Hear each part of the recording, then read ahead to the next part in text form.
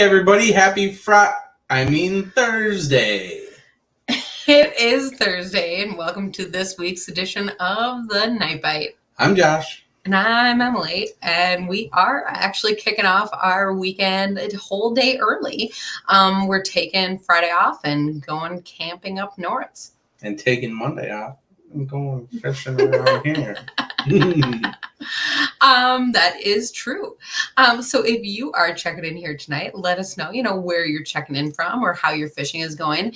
But along with that, because we are actually camping this weekend, which is a little bit outside of the usual, I'm interested in hearing some of your best shore fishing tips, because that is something that we are going to get out and do. I think it's an area that Josh knows a bit about because I know that you've been there before, but it is all brand new to me. So Hey Jake. I heard that there's, maybe a dam that we can fish by. I saw a bunch of little lakes in the area. But otherwise, I'm going to be, casting bobbers or jigs or something, or we'll see how it goes. Yeah, we will find out something to do. We're camping by a lake, by a friend's house. Yeah, it should be really fun. I'm just typing here. You're just typing. So Brian Claremont. Brian Claremont's calling himself Old Broken BAC No. with a shock face. Hey, I texted you the other day. I'm still waiting for an update. I'm thinking about you, man. Jay's asking, what are we going to be chasing? When you're shore fishing, I think opportunistically. So if it's panfish, if it's bass, if it's, I would rather go out there and catch something versus not. So I think that's the hardest thing for me is kind of narrowing down and deciding on the tackle that I'm bringing. And maybe even with that, what rod I'm bringing. Do I have to really narrow it down to one rod? Because that's that's a crazy thought.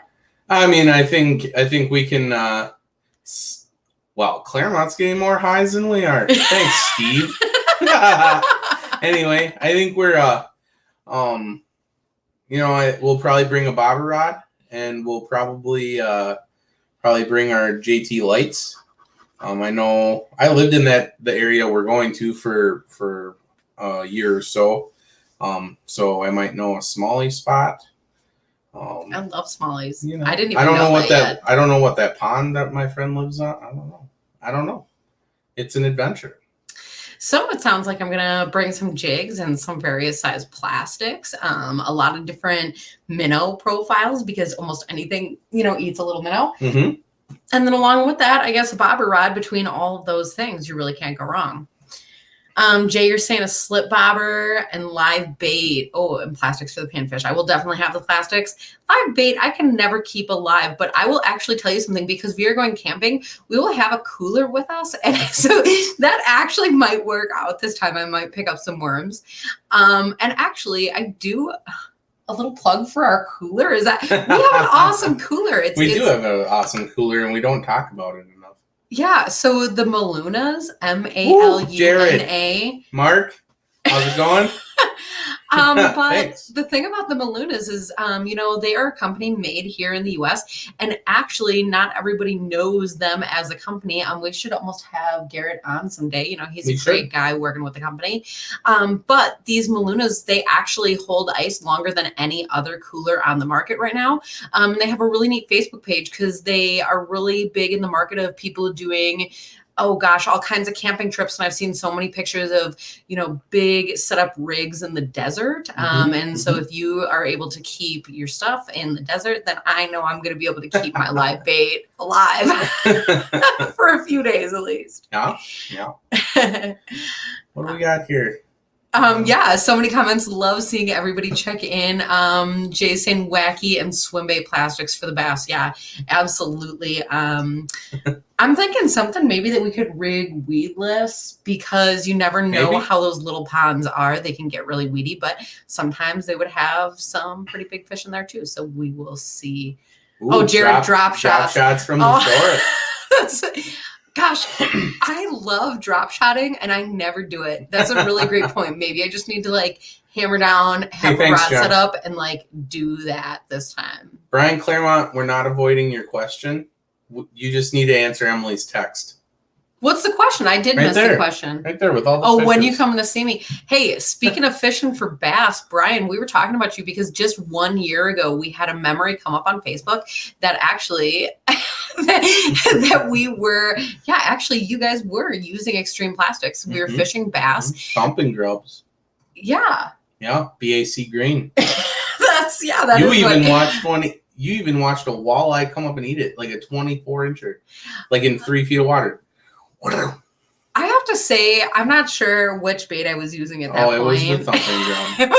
it might have been. But that is the coolest experience. Honestly, we were doing all this bass fishing. It was a great time, but I did have a surprise walleye chase my bait all the way straight back to the boat.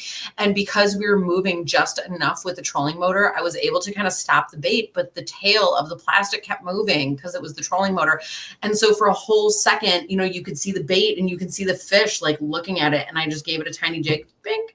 And that, I've never seen a walleye crush something like it. Was really, it was so cool to experience, but then to have it be on my hook, it was like, I will never forget that. So BAC, I'm coming back to you because I'm ready for that again. Plus, we might have a rod for him. Oh, we do did a actually, repair. yeah. We do have a rod. He still hasn't seen that. Hey, Grandma Dar, how's it going? Oh my goodness, that's so awesome. BAC, though, we're camping this weekend, so we can't come by you. after that. Fin Dog misses you though. Yeah. That's for sure. She misses fishing. Yeah, that's actually true. Yeah, that's true. We've done not as much fishing these past 2 weekends. It was actually my mom's birthday last weekend, and then this coming weekend, Josh's college friends are having a wedding. So, that's what happens. You fish around the rest of your life, even though we tend to plan our life around fishing. But that's, it is what it is. Yeah, it is what it is. Texas rig set up weedless. Yeah, that might be an option. That is I don't know how much bass stuff we have.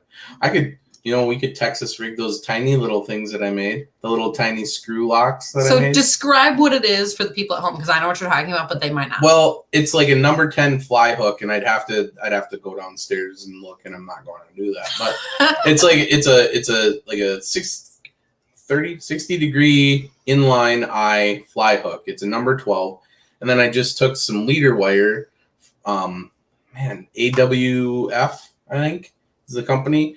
And you just take a little tube and you wrap it around to make the coil. And then you have yourself a little bit of a cork, like a screw lock for this tiny little hook. And I can fish like 1-inch plastics on it, or, probably something up to 2.5 is probably as big as I can fit. But Do It, the mold company, they have a special hook that's the same shape, I guess. So they made them a little bit bigger, number 6 and number 4. So made some bigger ones this year, and I even did some weighted stuff with epoxy and tungsten powder, and we haven't even used those yet. So might be something to try. Oh, top water. That's exactly what I was. I have one tattered frog. I think it has like a half of its little dangly legs on one side. Maybe it's missing an eye. I don't know. It looks pretty bad. Sounds like an easy target that fish would want to eat. Yeah, that's for sure. Shenanigans in the garage, John. You behave yourself. And Tobin is saying it should be cooler this weekend to get out fishing. Tobin, we're going camping, so either way, that's a little bit different. As far as the weather, there's the pond there, so it'll be nice for fishing too. Yeah. But as far as the weather, I heard actually that we might get some bad storms tomorrow night. So, we'll see how that goes. Bad storms, not up there. In Minnesota, that's what I heard. Fergus Falls? Yeah. Whoa. I saw a good Facebook post earlier. I'll show it to you later. Anyways, chug bugs. Haven't heard that for a while. Yeah, that's true. I don't have any of this stuff. You guys need to come fishing with me so I can take some of this stuff off your hands. Oh my goodness. I love all these suggestions, but unfortunately some of this is tackle that I don't have. It's like, that's amazing to think of. We have kind of a lot between us. I literally have a 20-liter duffel bag full of plastics. Like, I'm glad that it has some good zippers on it, because I have to squish that stuff down in there. like a gym bag full of plastics. I do not have any of this stuff. That's funny. Fergus Falls is close to, yeah, that's true. Bait shop run. Yeah, I'm gonna have to look at where the local bait shops are. So I can send you pics. Yeah, that's perfect. Funny. Yeah, that's perfect. Awesome. So, I mean, I guess for shore fishing, one of the things I'm going to make sure to also pack is my rocket bobber. Because one of the things I always feel like is when you're on the shore, you just can never quite cast far enough. And the fish just always seem out of reach. So that's definitely going to be something that I'm going to put out there. Work it as a slip bobber. You know, that actually goes over pretty well. Well, and what else did we see on the Striker page this I don't week? know. You tell me. We saw Mike Anselmo waist deep holding the giant smallmouth. So I might bring some water shoes. If you can't get them to come to you, then you just have to go to them, apparently. That is an interesting point. He was about waist deep in water. You know, if it's a tiny little pond, if it's weedy, or if it's, you never know. I don't know. You might be braver than I am. Yes. I'll let you see how it goes first, and then see if I should come behind you and do that. Oh my goodness. Steve says, Claremont, let's go catfishing. Hey, if you're going catfishing, let me know, because that's one of my favorite things. Yeah, all four of us can go. Well, the other thing is, if anybody knows any cool like catfish guides or different tackle or techniques, honestly, I am looking really to be lining people up for episodes of the Night Bite here. And I would love to talk to people who do catfishing, because I just, first of all, I love it and don't know enough about it, but I think that there's just some really cool stuff out there. So if you have a tip on a person or a cool product or whatever, us. Even just put it in the comments here, because that's something I'm interested in.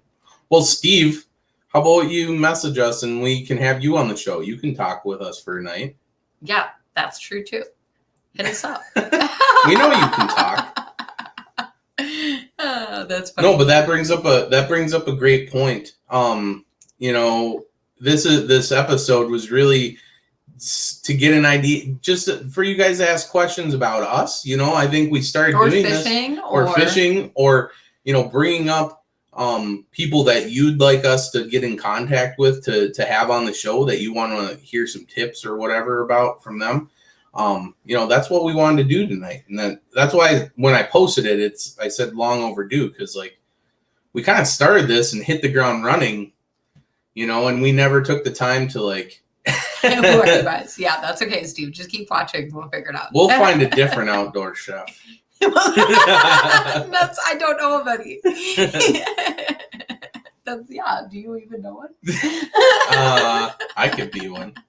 Let's have a cook-off, Brian or Steve. One. Let's have a cook-off.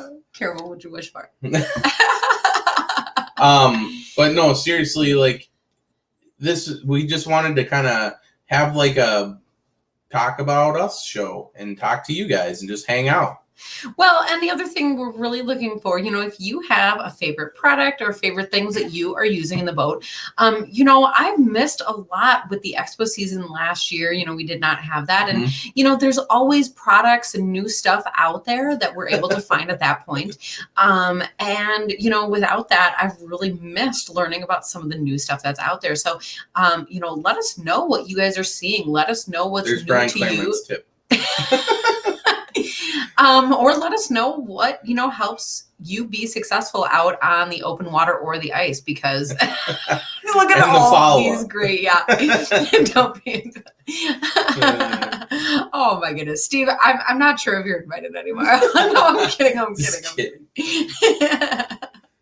Oh my gosh. Talk about good memories. I'm going to switch tracks here. That's another one of the Facebook memories that came up really this past week sometime.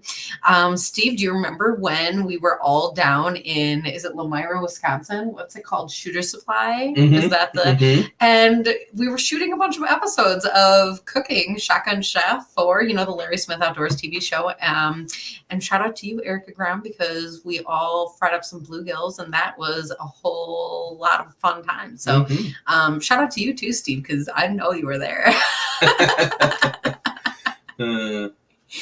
Oh my goodness.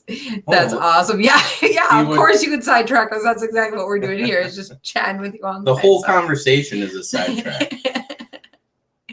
B Woods hooks. Huh. I'll definitely check that out. Yeah. Steve, you just posted it today. Oh, that's interesting. Yeah, I just saw it come up on my Facebook memories and I was thinking about you. The other thing is Brian Claremont had talked about, a little bit ago that we were mentioning catfish. That's the small skillet. We still have that hanging up downstairs. Yeah, that's true. But we were talking about, or you mentioned that sturgeon season is coming up. So not everywhere even gets to have that. But if you have not been blessed with that opportunity to catch a sturgeon and reel in a fish that big, that's really, really an amazing thing to do.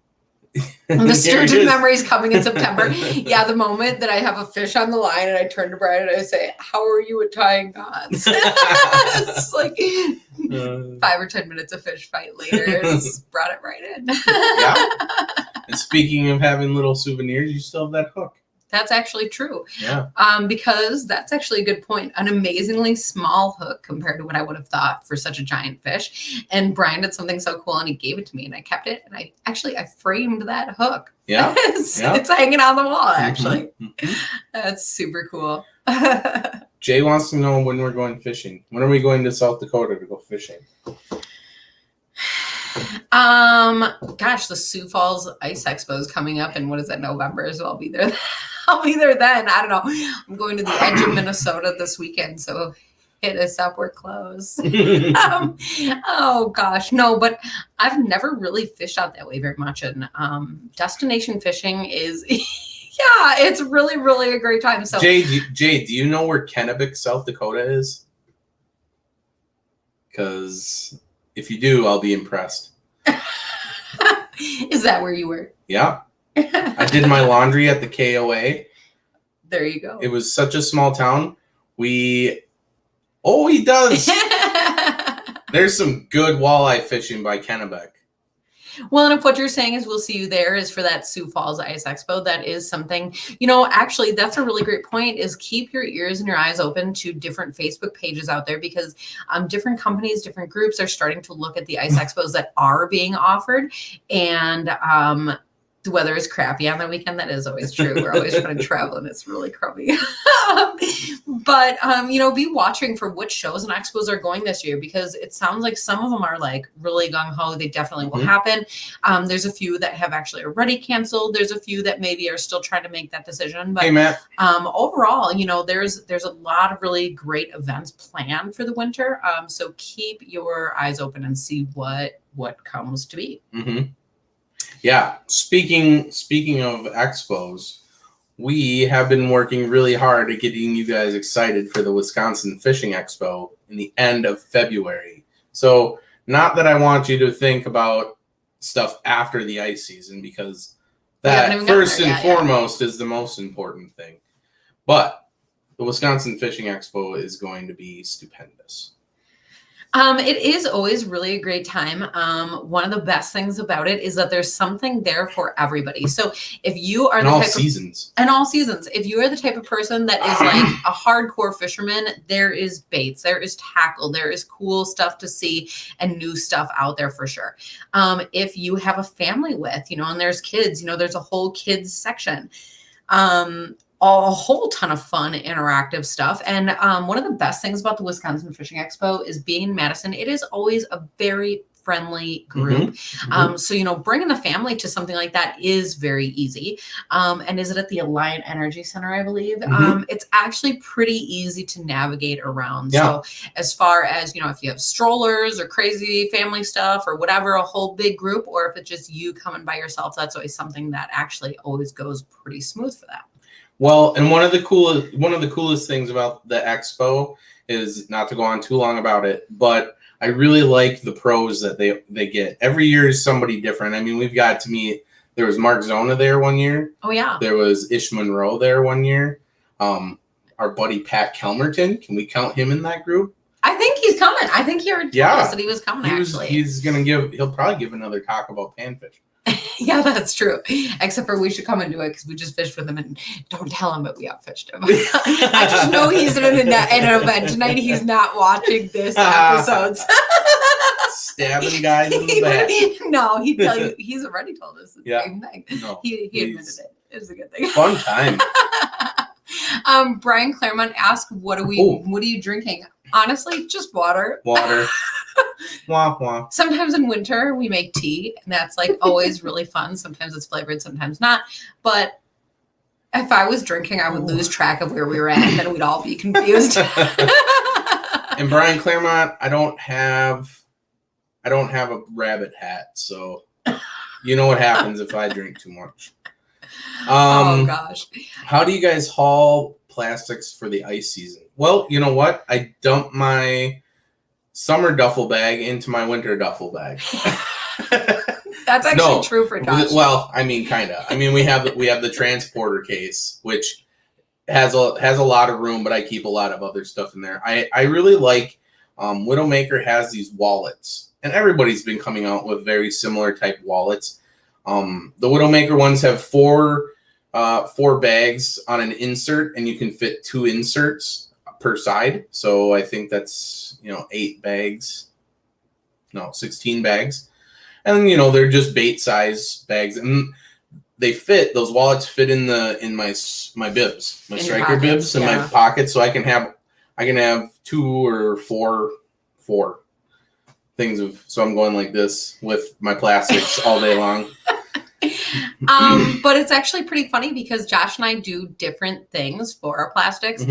So you, first of all, the thing that you didn't mention is that when you get the plastics, and they usually come in like a little baggie of some sorts, and a lot of times there's Ziploc seal or something like that. And Josh keeps them in the bags, and then he just stores all of those loose bags in different ways that he just described. Personally, I need to see more of my baits. I lose plastics that way. I don't see all the things. I forget about options. I guess I'm more visual than that. So I really resort right back to those Plano boxes. And like Josh joked in the first place, like, oh, you just take your summer stuff for your winter stuff. But honestly, there's so much crossover with plastics.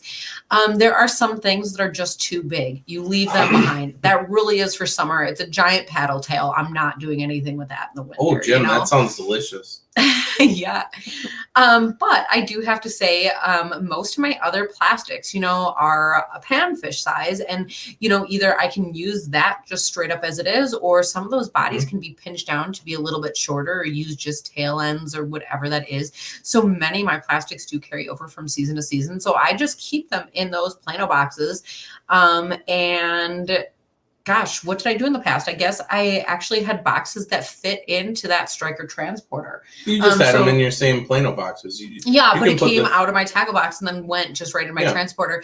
But the thing that I'm going to be looking at coming up for this year actually is, I know we talk a lot of times about Lakewood products because they really do have great cases. Right now we run the larger ones for summer, the Magnum Top Shelf. They're great. We've done a video on it, or ask us about it because they're awesome. But they have smaller versions of that are super portable. And honestly, I'm thinking about using something like that for my plastics this year for winter.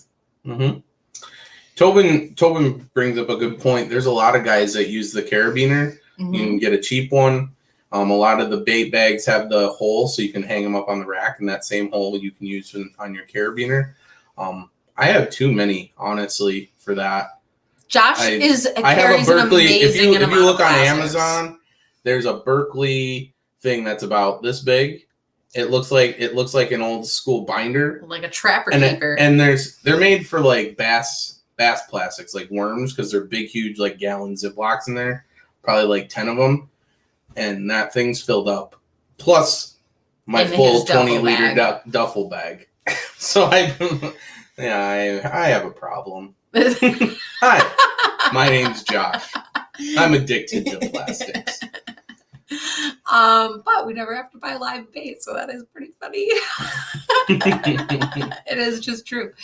The other thing that I do have to mention, though, when we're talking plastics is, Josh was keeping them in the bag that they came in, and I was not. I was dumping them into the Plano box. I don't really find that my plastics dry up or anything like that. Like, some people get really worried about, the plastics getting brittle or things like that. And I guess I've heard of that happening, but that's not a personal experience of mine.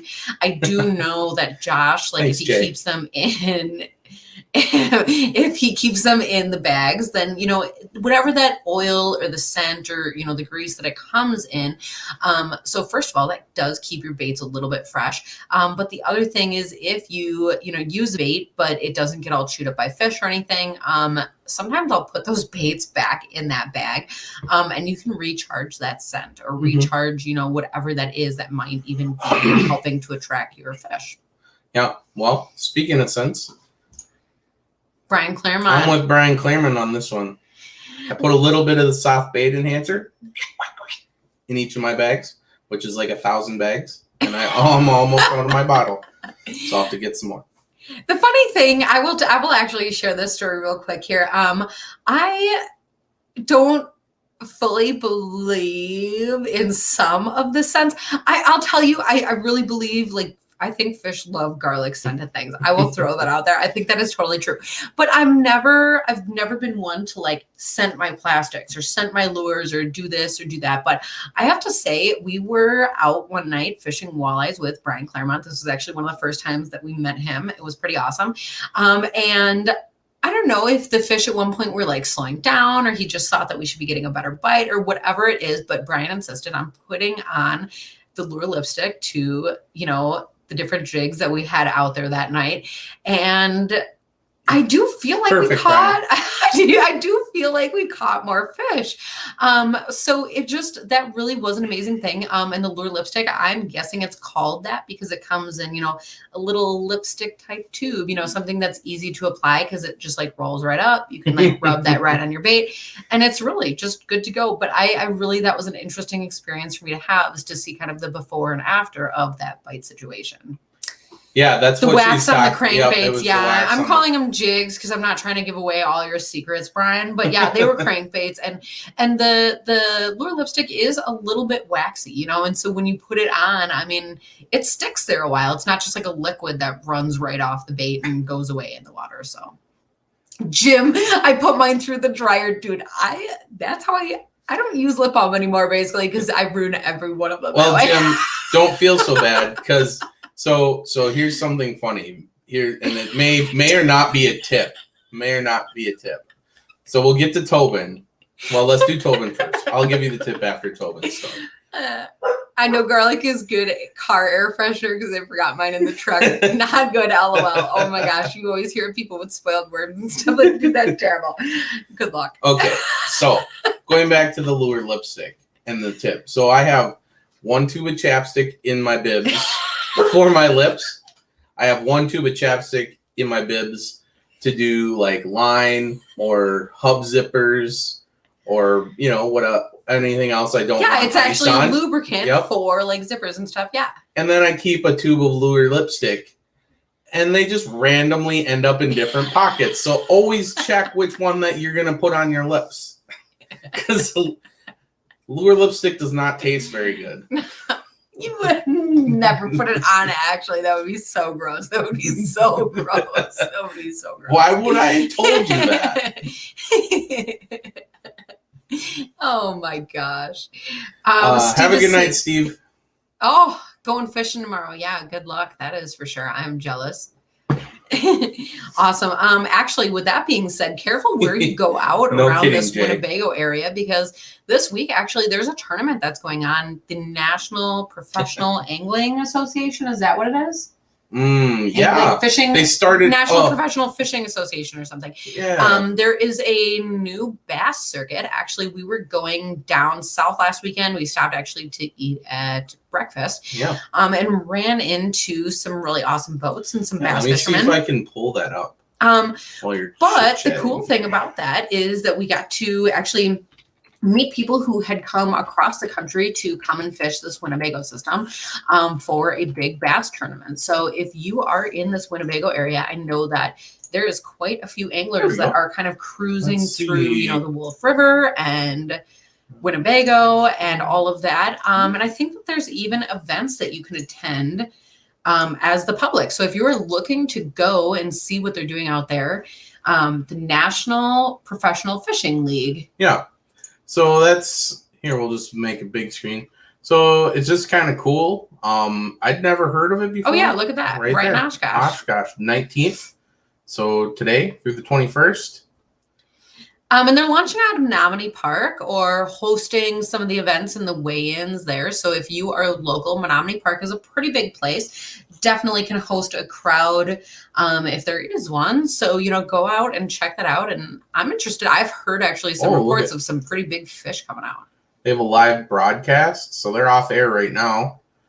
But 9 a.m. tomorrow, they'll have that on. That's pretty sweet. And a live leaderboard. Live leaderboard. Let's see. Did they catch anything today? Oh, look at that. Oh, yeah. There's bags being brought in. Look at that.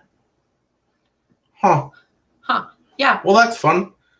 Well, there you go. There was that. New news. And if you are in their area, might be a fun event to visit. Or, I like to actually check out that live leaderboard and, go on out there and see if you can beat those people. Like if you know the waterways, see what your fish limits, like how that might compare to them. That might be kind of a fun thing. Yeah. I mean, and those guys, no matter if it's the BASS or BASS, the MLF, or the National Professional Fishing League, all those guys, they love it when the people come out and they cheer on different boats, and it was pretty awesome. That is for sure. Hey, good luck, Jay. Jay, checking out of the Night Bite to go and check out the Night Bite. No, that's sorry, kind of ridiculous. I love night fishing. We don't often get out enough on the boat to do that because I often, honestly, get chased in by mosquitoes. So I might have to, the rain gear that we have is actually really breathable, so we don't get too hot in it, and it actually does great for bug production. And those stealth gloves. One of these nights, I hate fishing in gloves. That's why he says that. It's terrible. Hey, take care of yourself, Brian. Don't hurt yourself again. We got to come visit you soon. Oh my gosh. But a quick note, we were talking in case anybody new has joined us, if you guys have anybody, we are looking for who you want us to be talking to. So if you have a suggestion on favorite people, favorite products, different things like that, let us know in the comment section because those are things that we are going to be lining up here before too long. Mm-hmm. Jim's saying caught some nice gills last Friday at night. Man, I saw a few nice gills posted online, and it drove me crazy because it was a day that I did not do so hot in the water. So, Jim, I'm watching that, and we're gonna come and do that at some point. Well, speaking of not doing so hot on the water, I'll push this button. So I went out today, and all week I've been doing lake mapping and plant surveys at work. So, Emily gets to see me get dressed up in my fishing clothes and my sandals, and I get to go ride around in a boat all day. Almost done with that. I got one more day next week, so that's awesome. But what I did notice is that all the fish were marked between 10 and 4 feet of water. So they were up way shallow, and even the water was 81 degrees. Those fish were right up in there.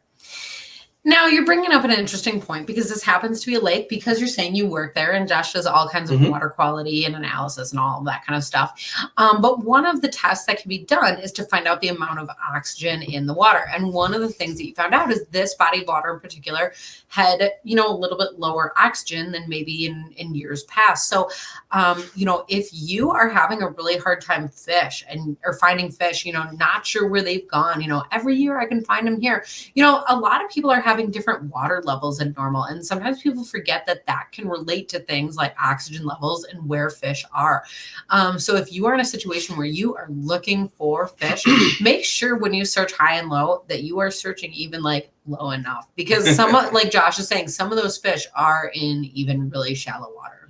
Well, and here, Jim, you're fishing in 22 feet of water. Well, there you go. That's awesome. Jim brings up a good point. And this is the overall message here is don't get stuck in too much into a pattern that you get into a rut. And what that means is, we were fishing kind of mid-level water, and we had been fishing deep structure for the better part of a month. And we've been very successful. And the last time out, we were fishing that mid-level water. And then we kept pushing further out thinking, okay, well, maybe because we've been fishing the deeper structure, that they'd be pushing further out, and that was not the case. And then not we the ran case. out of time. And so, just because here, everybody, Raina wants to say hi to everyone. It's my mom's dog. Her favorite child. It's true, sadly. But so, you want to make sure that just as much as you move out, that you move in. And during the day, they'll move out and they'll move in just as much as day to day, hour to hour, they move around. So just make sure you check as much water as you can. And that's why we like trolling. Well, and if fish are going to be hanging out shallow, then that's a good thing, because I'm shore fishing this weekend and I'm stuck shallow too. Well, we'll catch something small at least. Maybe. Any fish is a good fish. We did have a lot of really good suggestions from you guys there. So, I love that. Thank you for actually opening my mind. Things like topwater, honestly, had not even considered that yet. So that really was cool. And we will let you know how all of those different things go, because that's, I guess, what we do here. Yeah. And just before we leave, just a reminder, message us with people or companies that you would like us to get a hold of and that you want to know more about, because that's what we're here to do. We're here to help you guys get inside the brains of some of these companies. If it's for open water this season, Yeah, or open coming water. up for ice, Right. if there's new products that you've heard of that you're interested in seeing more about, Right. Those are all the things that we'd love to know too. Or fishing personalities. Yeah. If you're sick of listening to us talk, we can find somebody else that That's likes true. to talk. Like Steve. Like Steve. He better message us. We're going to message him. All right. That's all I got. That's all you got? That's all I got. Okay. Well, that's all I got. Well, with that, I guess if anybody else has more, leave that in the comments. Leave us questions, whatever it is, because we can always come back and see that and answer that for you guys. Yeah, absolutely. Otherwise, thanks for taking your evening and being here, because it is a whole lot of fun to chat with you guys. It is. We'll do this again. We will do it again. Mhm. Yeah, we will do it again. But otherwise, looking forward to next week's edition of the Night Bite. Night, everybody.